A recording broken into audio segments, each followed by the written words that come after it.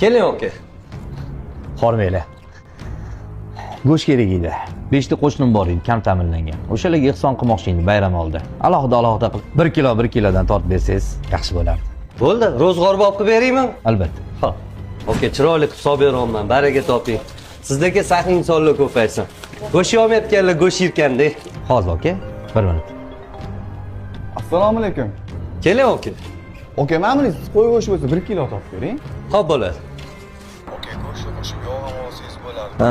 Oson bo'lishadi. To'g'ri aytasan ukam. Ehsonga yog' ham qo'shib olgan yaxshi, ro'zg'origa bari ishlatishadi. Xo'p, olaman. Xo'p.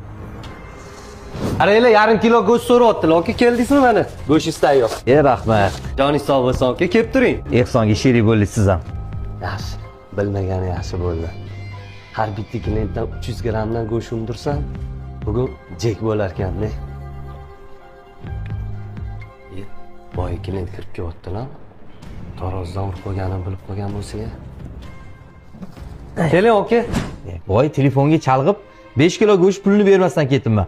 Hozir yoningizdagi do'konga kirib, yog' olsam, qarasam puli turibdi. Mana bu o'shani puli.